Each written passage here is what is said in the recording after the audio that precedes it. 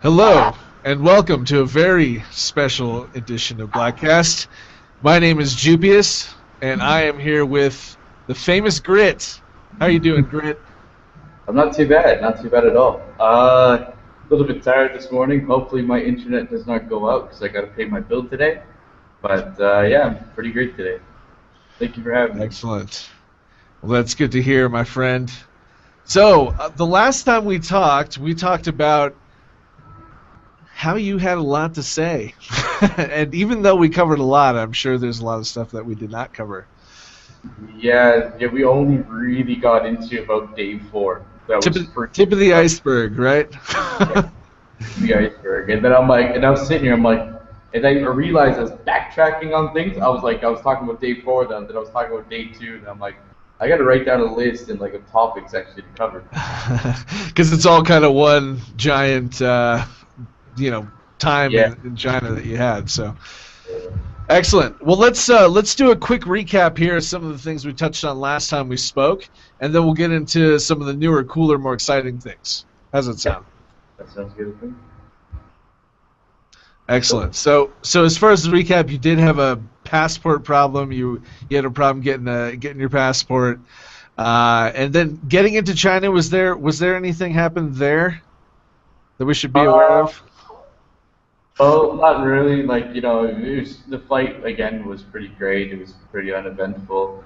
But it was really interesting when I landed actually because everyone talks about the fog and stuff, but I wasn't sure if it was fog or smog. But I remember looking out the window and then all of a sudden I did not see anything. Then all of a sudden I saw buildings and the plane landed. Yeah. Then I guess the rest. Same thing as I said last week, just got to the hotel. It was in a really authentic part of China. I lived in a little tiny hostel, and it was a really neat area. Yeah, that's pretty much about that. So I guess I should go into day 2 and everything else. Right. It's more structured. Okay, so that was day 1, just getting into China. Day 2, the previous night before day 2, I got a call from Huobi asking me if I would want to go to their office and do a presentation for them.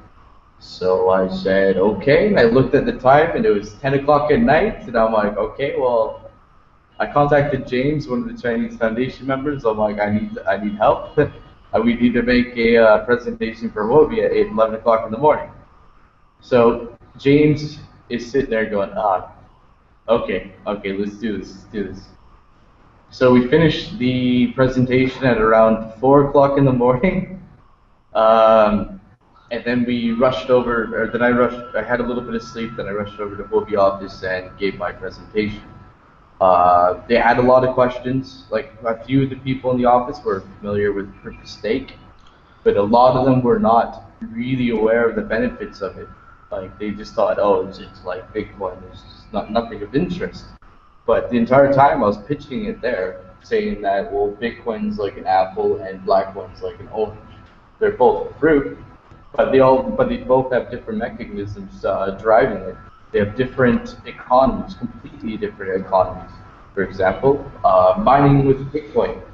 What is that? It's you do all the processing, the transactions, but people need to sell the Bitcoin that they earned to pay their bills and everything like that. So it's creating always a down pressure.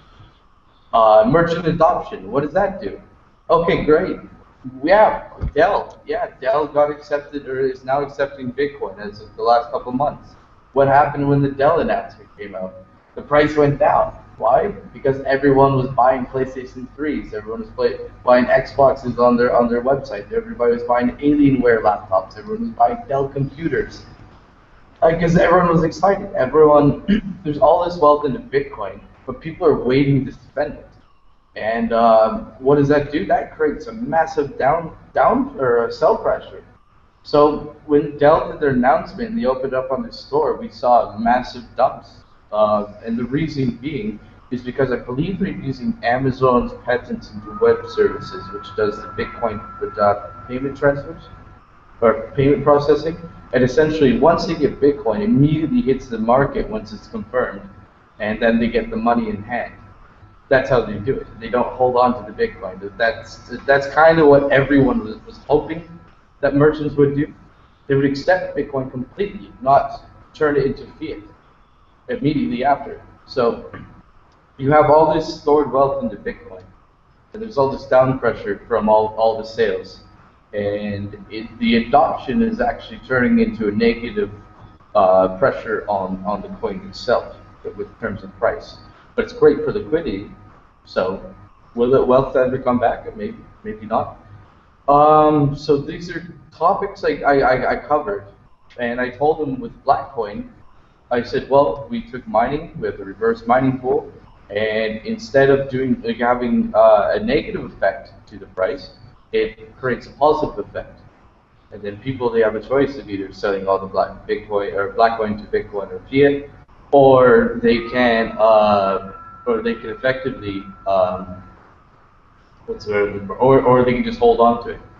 So it creates more of a buy pressure, much larger buy pressure, because we're not mining BlackCoin, we're mining other coins, so they're buying BlackCoin in the market. So this interested them because essentially our economy, especially the mining, if we have enough mining, could counteract this sell pressure from merchant adoption, which is quite fantastic if you think about it. Not only that, nodes. The biggest problem that Bitcoin is facing right now, one of the biggest problems, the biggest challenges, is that there's absolutely no incentive for someone to open up a node. There just isn't. Right, it's not profitable to mine Bitcoins anymore unless you really have some kind of crazy operation going on. Yeah, no, exactly. And if you have like the cut rate deals and having a large scale mining operation in Mongolia, right. Yeah. So the other argument I had was essentially that nodes, there's no incentive to open up nodes. Whereas with BlackCoin, there is incentive to open up nodes. Right, that's staking, right? Yeah, with staking. And then people can open up full nodes if they want to.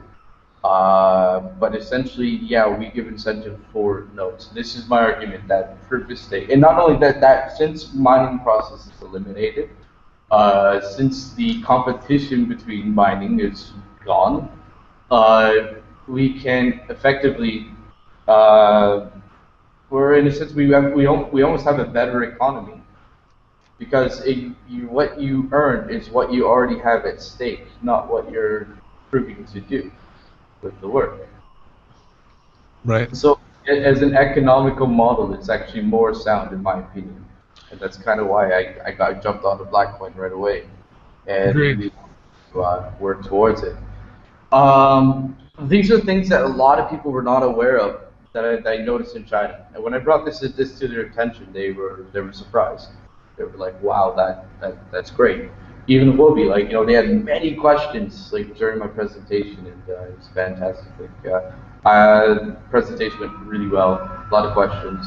I gave them all the right answer, and they were quite happy. So then later that day, I met with Mada, which is one of the Chinese Foundation members for the Chinese chapter of the foundation. And it was funny because like on the first day, I could not understand the thing he was saying, but he could not understand the thing I was saying. But he was supposed to be my translator. So it was a little bit awkward, and he was typing everything on his translator on his phone to show me. But anyways, so picked him up. We went to the print shop to get our business cards and the banners and everything else. Arrived at the print shop and nothing was ready. They said, "Okay, sorry, we messed up. You guys have to pick it up at 9 o'clock in the morning." So I said, "Okay, well, we have no time. We got to go to OKCoin convention and do that, and we'll pick it up before Huobi convention." So got to the OKCoin convention. OK convention was okay. Lived up to its name. Yeah, like I said, like it was another late night because the entire thing didn't finish till about 12:30 or 1 o'clock or something, and the panel discussion itself was really quite short. So that was that. Then the Huobi convention the next day, picked up the resources, the printed resources, then ran over to the hotel for the Huobi convention, and it went really well. We got there on time, had some KFC, set up the, set up the booth. Actually, it was really interesting when we were in KFC because there was some people there that were from other companies, and like I said last week, what they were talking about is like Litecoin being dead, which is like I said, I heard that more than once. There just is no adoption coming out of Litecoin. There's just nothing coming out of Litecoin. I'm not saying that just said negatively about Litecoin. I'm just saying that this is what the one of the topics of discussion. Well, it's kind of like the old way of doing things. No, I mean it's based on the script. Yeah. I mean things are moving towards the POS model these days, don't you think? Yeah. So another argument I had was that to me it makes sense to have a proof of work model and a proof of stake model on an exchange, especially a large exchange. And Bitcoin, obviously, number one proof of work model, and BlackCoin, number one proof of stake model. I mean, we got 300 coins using your code right now, so we must be doing something right. Of course. Yes, I totally agree. So what about the panel discussion topic that you guys had? What came out of that was interesting? The panel discussion the topic was essentially what does Bitcoin and digital currencies need to do to enter the mainstream adoption? And I think I talked about this last week where I said think like PayPal, make it a click of a button, make it very very simple. No one needs to know what's going on between you sending the money and someone receiving it. No one cares about that. They only want to make sure it gets from A to B and safely. So I believe I spoke about this last week, but that was pretty much my 10-minute long spiel. Of course. 50 seconds there. Yeah, I agree with you, though, in terms of adoption. I think that you have to make it easy for people, and it's make it easy and educate people on what it is. I actually talked to a coworker the other day, never heard of Bitcoin, ever. He had no idea what it is. I had to explain it to him. But I mean, that's the thing. I mean, he's not in the minority of people. There's a lot of people out there don't know what it is, don't know how to use it. It's all about putting it in people's hands. Yeah, they heard about it. A lot of people know about it, but a lot of people aren't really sure how it works because a lot of people think that if it's just a number, like a number system, then you can create new numbers. Okay, you go to the software, you add 3, all of a sudden you have 3 Bitcoin. A lot of people think it works like that, but they don't really know there's an actual complicated system behind it to prevent something like that. That's another thing that people are really worried about. It's a protocol though. It's open source software. It's a protocol. It's proprietary to, your coins are basically a serial numbered coin, and you have the key to that. It functions essentially the same way like money. It's just that people don't really know how to relate it. Yeah, like for example, I could go to a Chinese company and pretty much spend $10 and then they'll give me a $20 bill and take with a big serial number. Obviously, in the banking system won't get me anywhere, but anyways, yeah, with Bitcoin it's exactly that. You got the serial number on printed currency, and on Bitcoin, same thing. Each coin has their own unique identifier.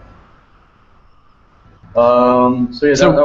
Were you able to spend BlackCoin or Bitcoin anywhere at the conference at all?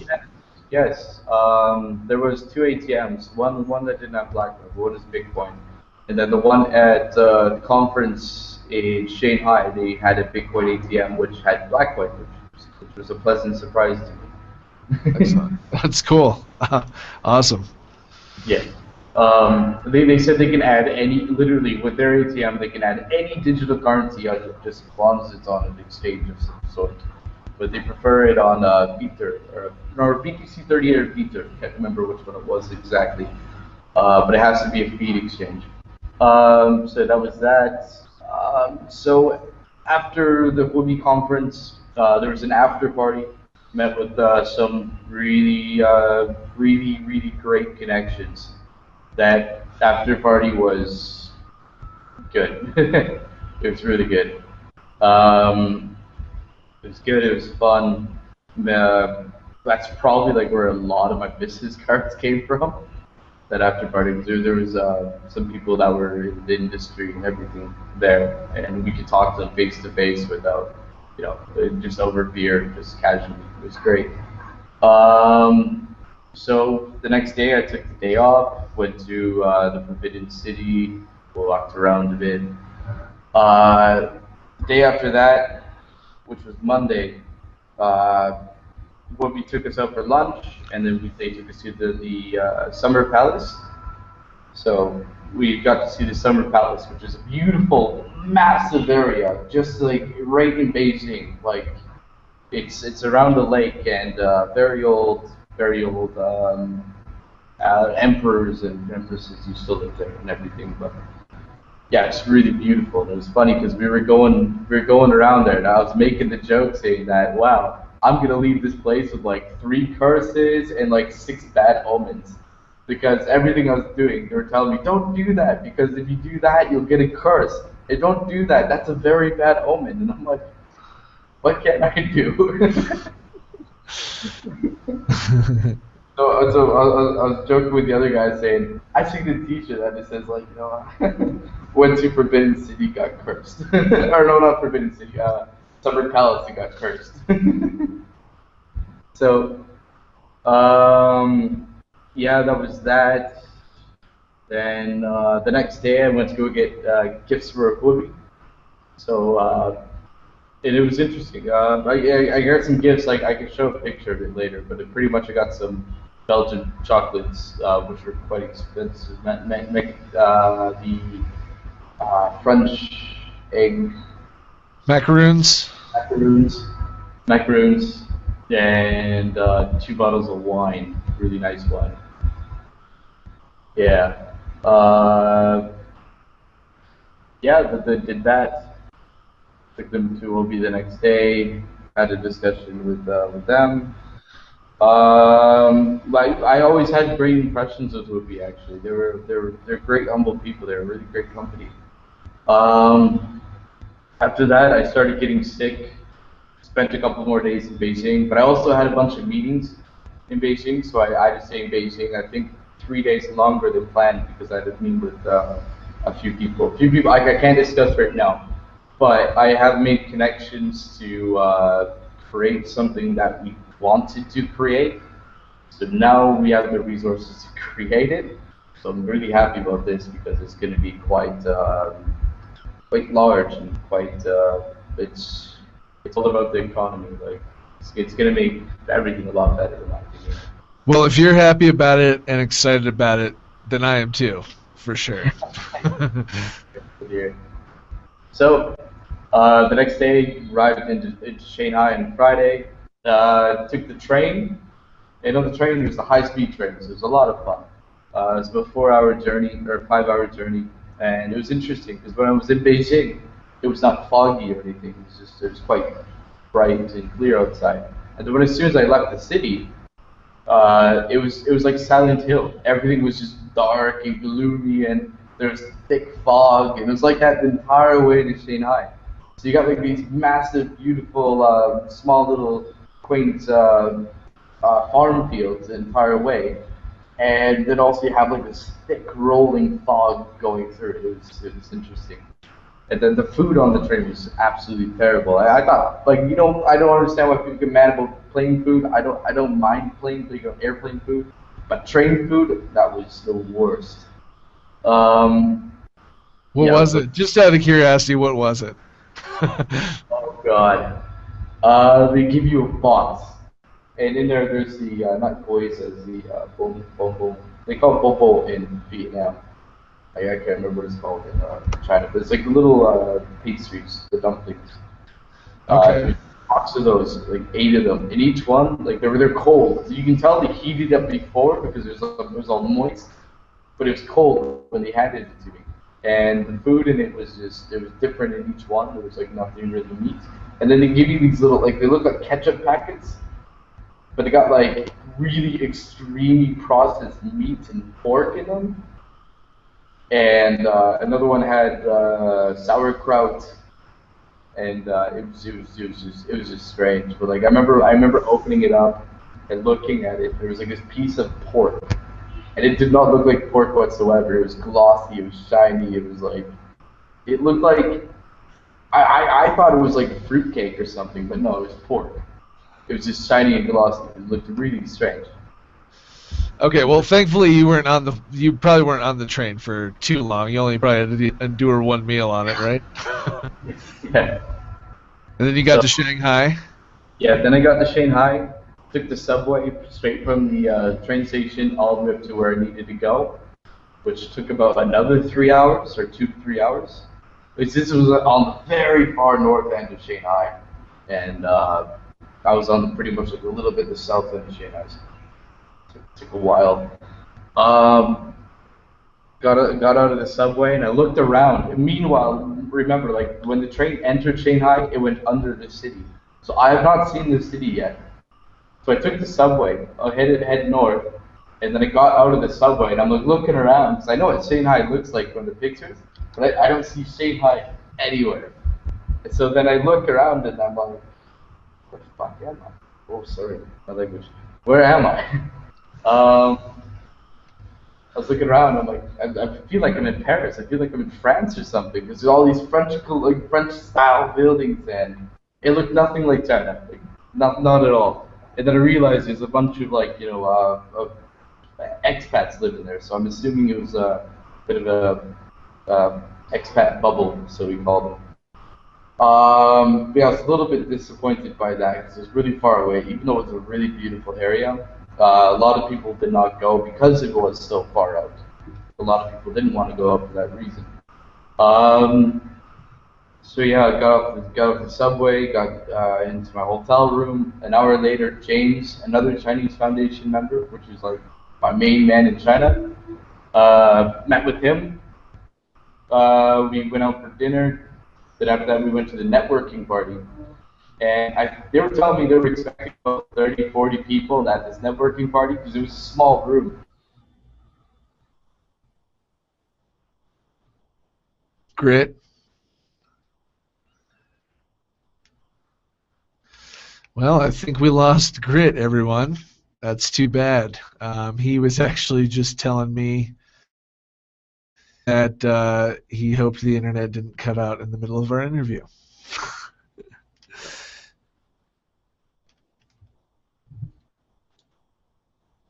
All right, guys. Well, thanks for watching. We'll probably have to do a part 3 here as well in order to get the rest of his notes. Take care.